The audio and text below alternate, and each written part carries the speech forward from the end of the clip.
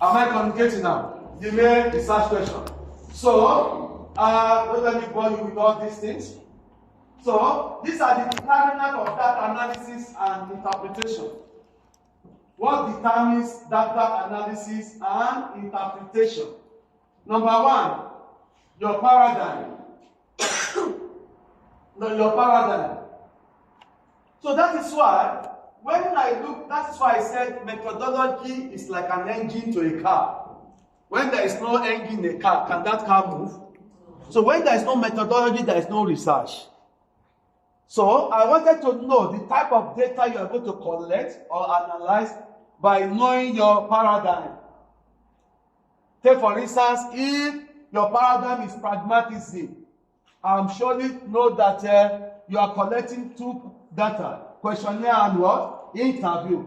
If your paradigm is interpretivism, I know surely you are collecting data through what? Interview. You have gone. Interview. Semi-structured interview. So if your paradigm is positivism, I know you are collecting data through what? Questionnaire. So that's one determinant. So that is why when a lecturer or a researcher reads your methodology and go to your data analysis or data collection method, they must correlate. Then another determinant is your theoretical framework. Theoretical framework, the theory that underpins your study. The theory that, hey, I have many photographers in this class. Oh, wonderful. Make sure you send this to me. Okay, bro. Say, you are back. The theory that underpins your what? Your study. Your study. That's the theory. Because if you are using feminism theory or conflict theory or gender theory, obviously we will know surely what data you are going to collect. Your topic will be more or less emotional topic because it involves gender stereotype. It is very sensitive. So we know that is what you are collecting.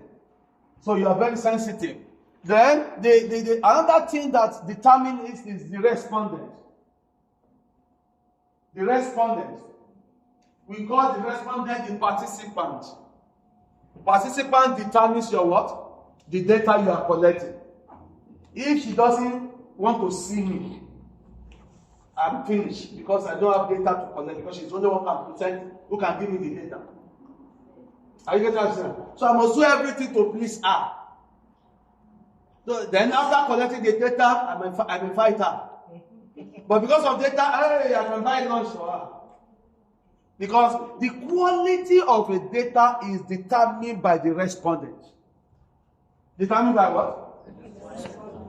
We have some respondents who are so difficult. You're asking question A, they are saying B. You go back to A, they are still saying B. You are saying follow-up question. Follow-up question. They just want to be mischievous. So, this ones determine the quality of the data. So, when we are talking about the quality of the data, we are talking about the in-depth. You see? The richness of the data. How the data is very rich. That is why in qualitative we talk about what? Interview. And what you do, you transcribe the interview. Observers, observation, participant to non-participant. Feed notes, document, report, newspaper, minutes. Those are data collection instruments for what? For qualitative. For what?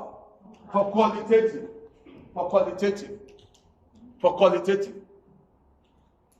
So, if you are doing quantitative also, you have your own instrument as well for that. You have your own instrument as well. Sorry.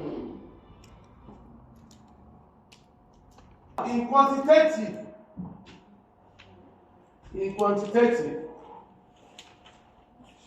positivism, both positivism, we use mixed method and quantitative method, and be able to generalize. So here we are talking about interpretation of quantitative data. What do we use to interpret quantitative data? The other one is qualitative of what? Thematic approach. Like somewhere there we have thematic approach. Now this one is quantitative. These are the two, descriptive and inferential.